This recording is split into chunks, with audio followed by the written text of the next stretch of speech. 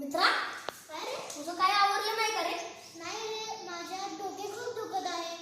डोके दुखतंय? सरांनी आपल्याला, तुझं तर काय रोजचं असंच आहे का नाही, तू सारखा आजारीच पडतोस. नाही रे, माझे डोके आणि पोट खूप दुखत आहे, म्हणून नाही मी आज शाळेत आलो. आज शाळेत नाही येणार? बरं, सरांनी आपल्याला काल स्वच्छतेचे 6 संदेश सांगितले, हा, सांगितलं ना. त्याचं तू पालन करतोस का रे? नाही रे, सरांनी सांगितले 6 संदेश मी पाळायला पाहिजे होते, पण ऐकले नाही तर काय करू? आता तूच सांग मला. बघ, आता तू संदेश पाळले नाहीत म्हणून तू आजारी पडला का नाही? हा ना. बरं चल, तू म्हणतोयस तर मी आता पुन्हा एकदा तुला स्वच्छतेचे 6 संदेश सांगतो. हा, सांग. पहिला संदेश असा आहे की नियमित शौचालयाचा वापर करा.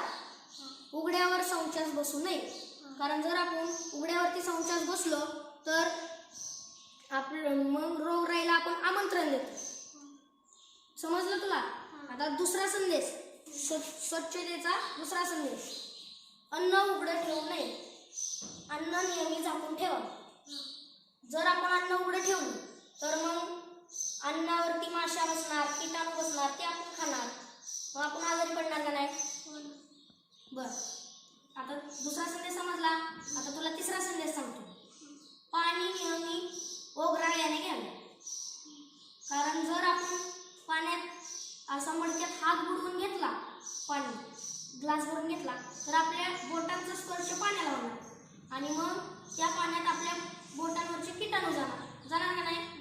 मग ते पाणी खराब होणार, मग तेच आपण पिणार. बरोबर ना?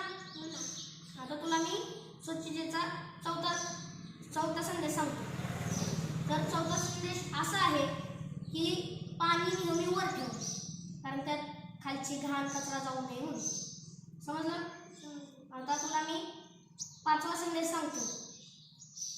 शौचालयास गेल्यानंतर आणि शौचालय झाल्यानंतर माघारी आल्यावर आपण नेहमी हात धुतले पाहिजे आणि जेवणाच्या पूर्वी साबणाने आपण हात धुतले पाहिजे. जर जेवणाच्या पूर्वी आपण हात धुतले नाही तर तसंच आपण जेवणार, आपल्या हाताचे कीटाणू अन्नाला लागून आपल्या पोटात जाणार, मग आपण आजारी पडून आपल्या पोटाचे विकार होऊन आपण आजारी पडतो. बरोबर? आता तुला मी शेवटचा संदेश सांगतो. शेवटचा संदेश असा आहे की नेहमी आपले पिण्याचे पाणी झाकून ठेवा. जर आपण पिण्याचे पाणी झाकून नाही ठेवले तर त्यात केर कचरा जाणार. बरोबर? मग त्यात केर कचरा गेल्यावरती आपल्या पोटाचे विकार होणार, आपण तेच पाणी पिल्यावरती विकार होणार ना, मग आपण आजारी पडू शकतो म्हणजे पडणारच. समजलं तुला? तर आता मी स्वच्छतेचे तुला 6 संदेश सांगितले आहेत, त्याचं तू पालन करणार ना? करणार ना. धन्यवाद मित्रा, तू मला स्वच्छतेचे 6 संदेश सांगितले, मी म्हणून तुला धन्यवाद मागतो. बरं चल, आता माझ्या शाळेचा टाइम झाला आहे, तू तर काय सुट्टीवरच आहे आज, तू आजारी आहेस, मी निघतो, माझ्या शाळेचा टाइम झाला. जसे माझ्या मित्राने मला